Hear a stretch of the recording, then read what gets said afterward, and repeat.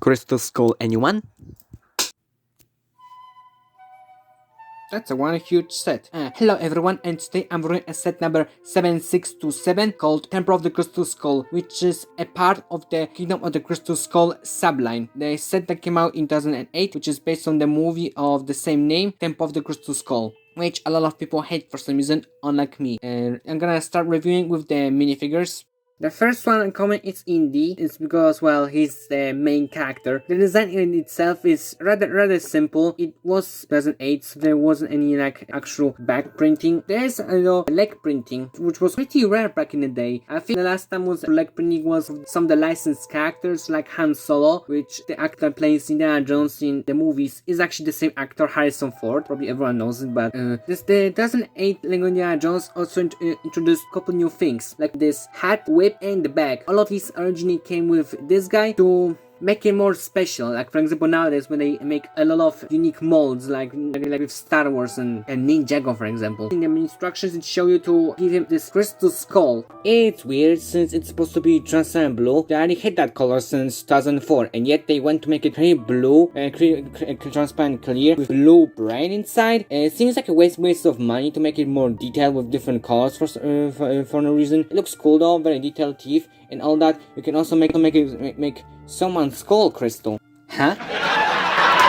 Character isn't exactly very detailed. I mean, the shirt, I guess, has quite a bit of detail. Hold on, I don't know if you can see it, but there is quite a bit of detail. I have a lot of creases and pockets, and the shirt and jacket being very mangled. It's honestly pretty cool amount of detail for 2008. It actually has a bit more detail than nowadays, where Lego, instead of making clothes a bit more like, realistically folded and stuff like that, they just make the clothing way more detailed with like patterns and stuff like that. This design definitely looks honestly better than most of the modern Lego minifigures, including even the face with the smaller pupils and usage of black lining. It honestly looks really stylized, and I also kind of like Indiana Jones minifigure on its own because it kind of look like my dad for some reason. It just has that rough look, but I do wonder how his modern version will look like, with the more accurate to the Harrison Ford face, like how they did with Han Solo. We're just gonna have to wait and see. Up next is the Indy's son, Matt Williams, played by none other Shia LaBeouf, which, fun fact, he hated working with Steven Spielberg, the one who was behind all of the Indiana Jones movies. Although as much as I like this guy's jacket design, I do say that he should have a bit of a back printing, especially with how the printing shows that the jacket is small, so that the white shirt, which kind of have a crappy printing back in the day, so it looks more like a very light bluish gray, if anyone even remembers that color. So it kind of just feels weird how here it shows a shirt popping out, and then here not really. This character also introduced another mold, that being this hair mold, which is very common, like more common than the smooth hair back in the day. It's, I guess, kinda accurate to the character, but honestly, this face isn't exactly very accurate to the character in the movie. Like, yeah, it has some resemblance, I guess, to his father, but other than that, the mouth kinda just feels, he should not have that kind of smirk, and he should have a bit of a mustache, because this guy definitely had a mustache in the movie. That's kind of how I remember him. And the hair is, I guess, alright, but honestly, his hair will probably be more like one of those new hair molds that Lego introduced with that very short bottom and also very short top, because this looks a bit, like he definitely had a bit more exposed forehead. Other than that, the jacket itself has a very cool front printing with a little bit of a gold detail, as well as back in the day, very tiny detail that has his name Matt, something that Lego nowadays would probably not even do, because how nowadays Lego very simplifies printing, as like there's not as much tiny little hard to see detail like this text Matt, which is a shame, because honestly nowadays it's just simple yet complex, and I'm not exactly a fan of it. Like the new Ninjago crystal design. Jesus, just strap. Oh yeah, and also it comes with the knife. The set also comes with the movie's main villain, I guess, to fit with that one scene in the Temple of the Crystal Skull month later. I always thought that she was one of the coolest Indiana Jones villains. Like, she was rough and evil, but she was like a generic villain. She had that made me really like her a bit more than some of the other Indiana Jones villains. And she also introduced another hair mold, this time being this one, which was pretty sure people remember it more because of the Nia from Ninjago using it, until Lego decided to screw the original version and just give her the Lego Ninjago movie design for no freaking reason. Nobody even liked that movie, and Lego was like, we're gonna redesign it for that, with those designs, because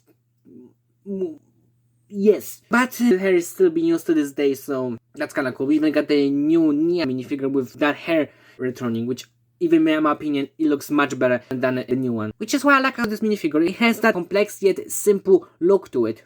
Of course, not having any back printing, but if you ever have actually bought a minifigure with this gold printing, I have to report you, because it was 2008, the quality wasn't exactly very strong. So if you have this minifigure, please keep it very safe, unless you don't want your gold pretty flake off over time.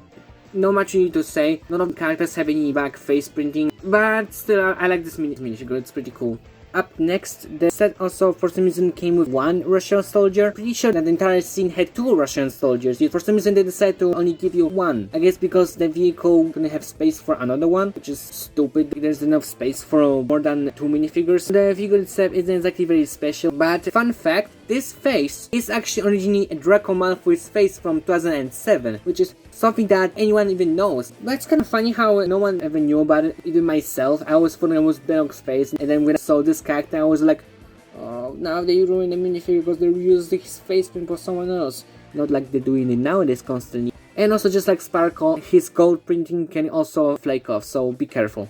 The set also gives you these two exclusive to this one set Ugga Warriors, the characters that were protecting the temple until the Russian soldiers came later and annihilated the entire village. The set only gives you two, for some reason only one comes with the hair. I don't exactly remember if that was accurate to the movie. They kind of just appear when Edie and his friends come in, they shock Crystal Skull, they kind of like, oh god, then they go in, and then Russian soldiers came in and they kill everyone, and that's all it is about them. They're kind of just cool looking. Both characters also use the same head and torso printing, so one of shows actual back head printing that shows some dark red pattern, I guess to match with the temple's design. That also uses a lot of dark red pieces. I really like the faces though, they look very gruff and also kind of modern. The only thing that makes them not really modern is the usage of black for the facial features, like the bottom of the lip and the sides of the mouth. Looks really cool. It has that JoJo vibes, if you know what I mean. Both of them also has a bit of a pattern on the torso. It's not exactly very detailed, but to be fair, I don't exactly remember that was actually accurate to the movies. But I do think the hands are pretty accurate with how they were in the movie. But because the colors of their hips are also the same color as their hands, it kinda gives you a feeling that they're actually entirely naked with their groins covered in dirt.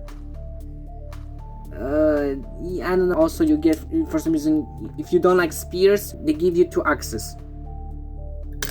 We also get 3 of the alien skeletons, which aren't exactly accurate since the skeletons were supposed to be transparent light blue. I'm pretty sure they wouldn't be able to make the entire bodies in trans clear, because when I heard, trans clear parts are like way more fragile than the non-transparent parts. They feel a bit more accurate. The blue brain still sticks out very much. One of them also misses a head. It goes for the I don't trust how the blueprint tells. I mean, yeah, it's technically true, but in the instructions it tells you that there are 2 skeletons with the crystal skulls and one without one. You also get this one conquistador skeleton for some reason. I'm pretty sure he didn't appear in the movie. He only appeared in the cemetery. I don't know, let me know in the comments if anyone wants to leave a comment. I want YouTube to like notice me for once. Also it features that kinda iconic evil skull that for some reason LEGO decided to discontinue as of 2010s. Which is weird because I like both of them, but I kinda wish they brought back this one because it looks pretty cool. I like the eye shape, I like the mouth. It looks really cool, but what are you gonna do? The entire set for some reason gives you additional equipment, a knife and 2 axes. I don't know why, but it is mentioned on the back of the box. I guess it was kind of a mistake with the axes and spears, so LEGO decided to just give you both. Kind of similar to how they did with that one LEGO Ninjago Tournament of Element set, when they're like supposed to give you one evil soldier, but they accidentally give you another one, so they decided to just give you both. I don't exactly remember how that went. The set consists of only one vehicle, that being this adorably small looking tank for the Russians. It has some pretty cool detail, like how they made the lights and whatever this is, some kind of tank. There's like this pipe thing and a nice detail on the engine. The entire controls also being only made with levers, and there's only a spot for like one minifigure, but there's also those handles on the sides, so it's very easy for you to just put a minifigure and clip it like this. Like, it doesn't look that bad, and I mean, yeah, kind of guess it looks a bit, it's not exactly that realistic, but I mean, to me, it looks enough passable. It gives me accurate weapon, like that's exactly a weapon that was in the movie, in that throne room scene. And this will be the beginning of me just carrying the camera with one hand because this set is so big that there's not enough space for me to record it on a stand. So now we have this gate thing. I don't know.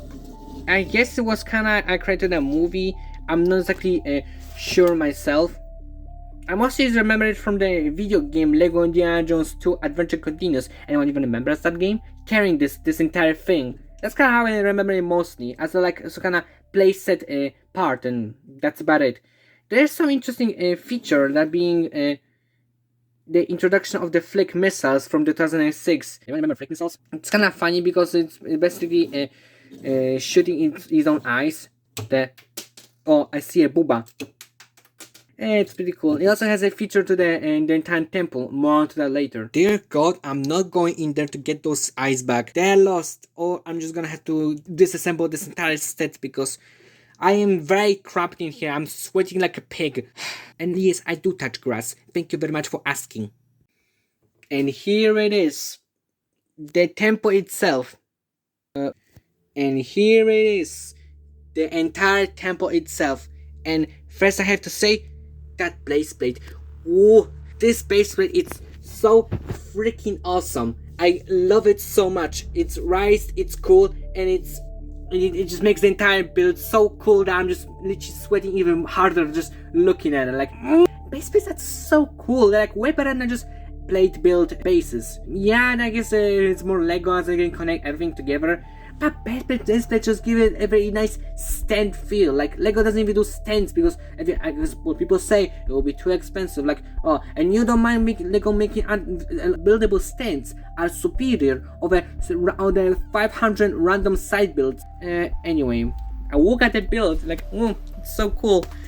Shape it's it's alright. It's a bit gappy because it's kind of flawed because being a base plate. I mean, they kind of just made it a bit better as like filling the gaps here. It's kind of just being a glorified stance. I can disassemble this one, but like, you get the point. Another good thing about Lego Indiana Jones theme is that it bring back some of the old Lego mods and cleverly brought them back. That being those Dino Statues. Back when Lego Adventures existed, leave a like if you're a Lego Adventures fan, which had these T-Rexes that's supposed to be like babies. It was like old Lego, so it was kind of, holes for eyes and stuff like that. So it was kind of a bit weird. But Lego decided to like not discontinue it yet. They decided to keep it for 2008, 2009 to use it for statues. Like this set and I think the temple from the Lost Ark also used the same kind of statues for decoration.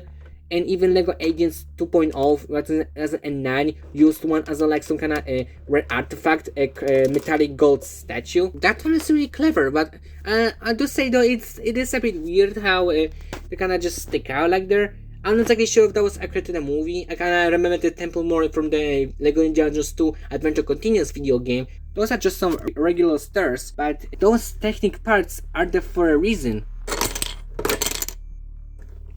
Kind of something that gives the 2000s Lego charm, where they were using a lot of technique for some gimmicks like spinning, transforming, and and this as well. Something that I kind of wish Lego continue nowadays, but nowadays they retire a lot of very cool technique pieces like the spring shooters and actually, yeah, that's the only thing that I miss. Although I do have to also mention that this also has a bit of a negative, that being those bricks aren't exactly stable. Like they're very loose because this entire gimmick has to work somehow. So it does get a bit of annoying when carry this set around and you don't want those bricks to fall off. But I mean, that's a cool way to concentrating as holding steady and not to worry about those bricks falling off. And another similar gimmick is those skulls here, which I mean you can clearly see what they're supposed to do. You have those and you pull it, scare people who try to enter, although it's supposed to go like this.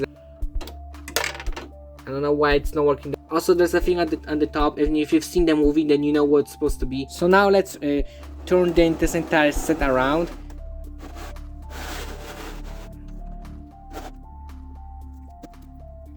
And here's the back view. It's a bit more huge. This is why I also love this set, because it actually uses the bottom of the base plate as an actual, you know, ground for minifigures to stand on. It gives so much charm to me. I don't know. And there's some detail, like for example this water fountain here, of course being a sticker because it was 2000s Lego, so there weren't any prints anymore, sadly. There's this entire part here, which how it works is it uses technique and it uses as like shooting, but also takes a lot of force, so you can definitely be a bit afraid of not breaking it. But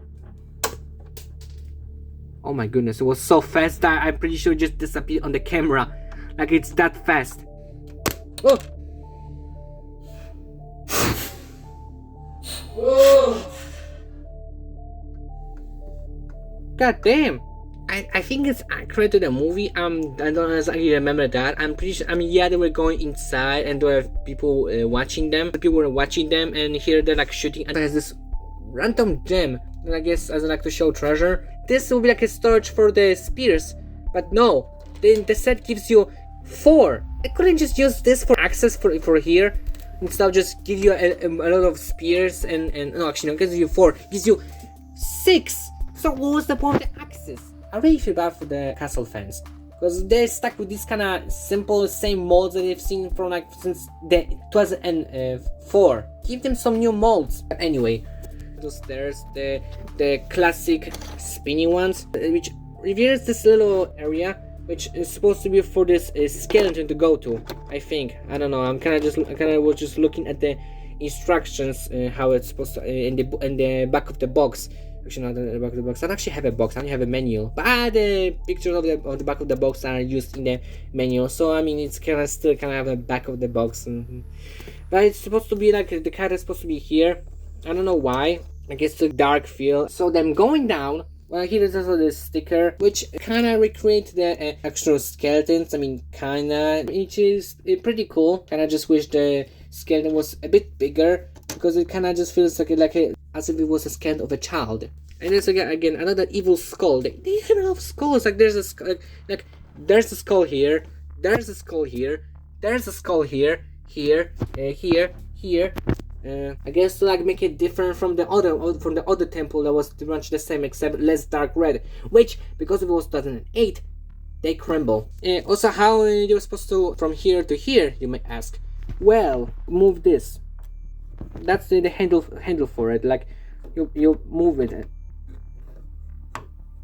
it doesn't exactly plug in. So you kind of just feels off. Oh, so yeah, they go here to this very poor excuse for stairs. Like, my goodness, they couldn't use a bit more plastic first. To the throne room!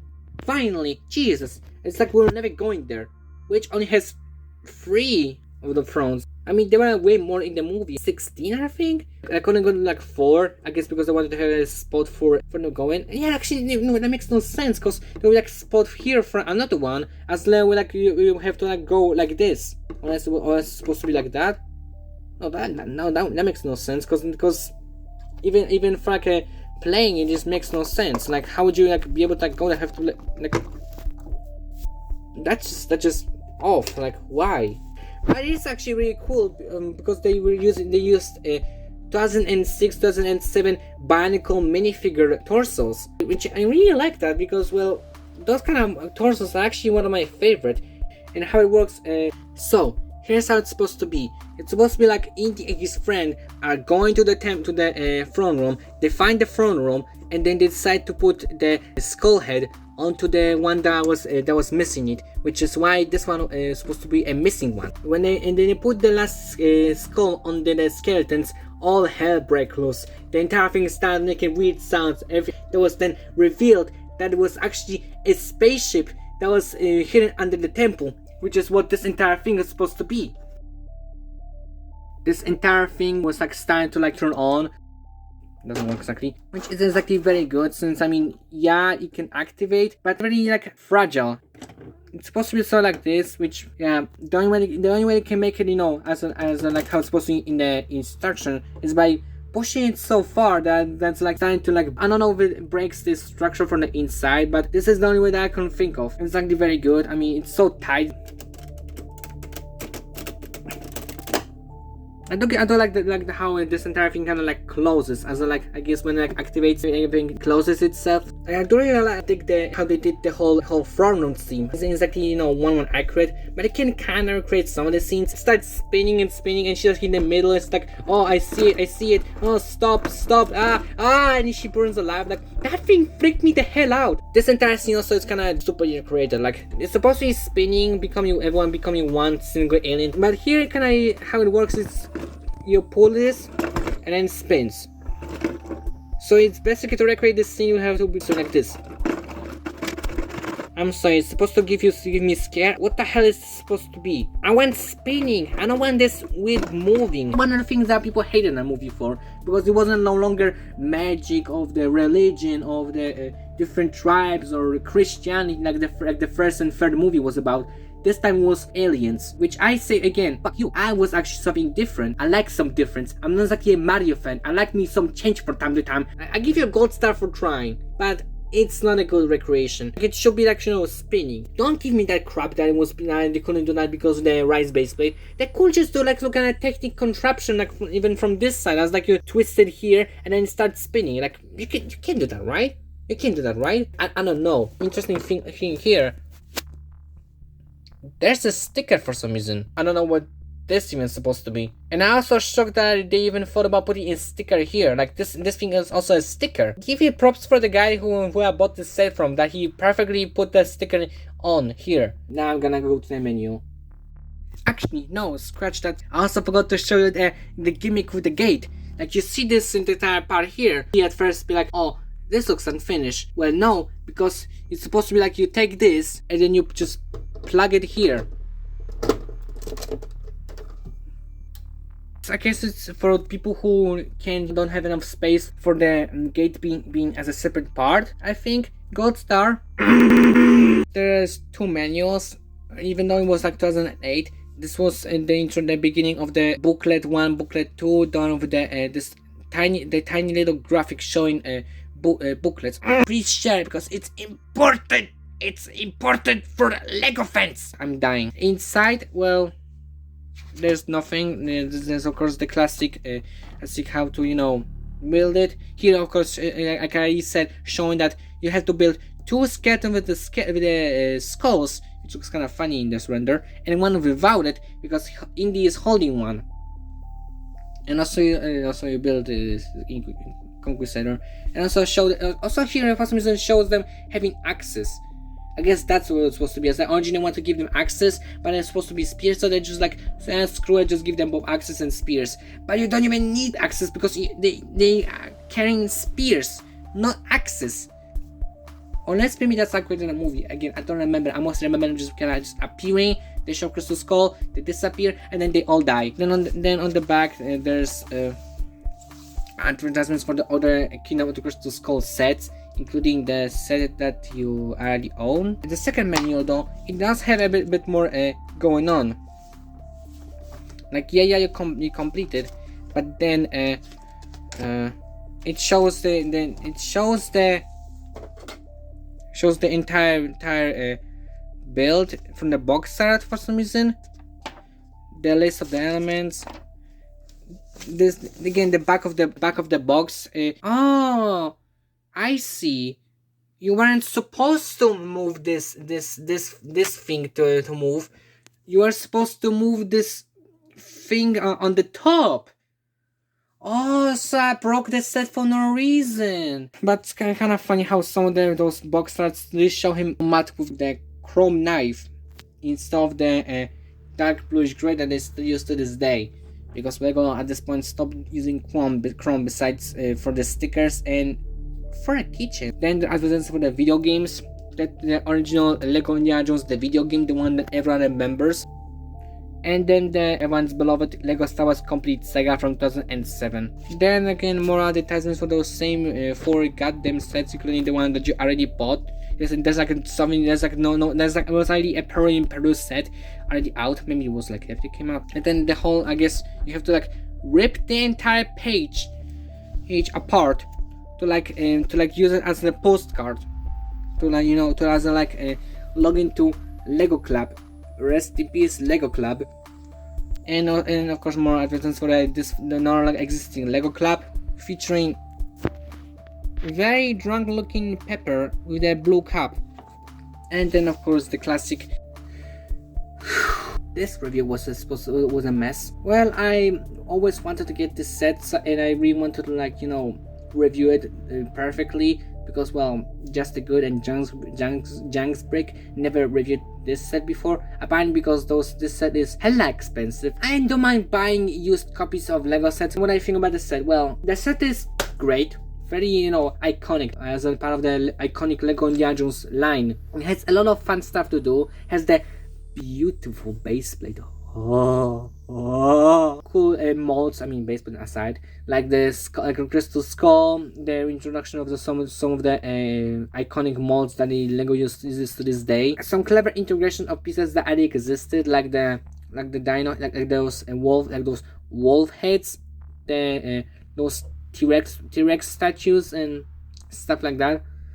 So I mean, if you like look at which Lego Indiana Jones set to get, I'd say just suck it up and get the Crystal Skull related sets, because they do have a very cool style to it. I mean, so really again, there's really not much of a negative in why not getting it, other than, you know, wanting to get a brand new one, which is expensive, and, you know, the movie not being apparently terrible trash prequel trilogy level of terrible, and for me worth getting. Like, I give the score of the set 9 out of 10. The Crystal Skull Rise base plate, out of 10.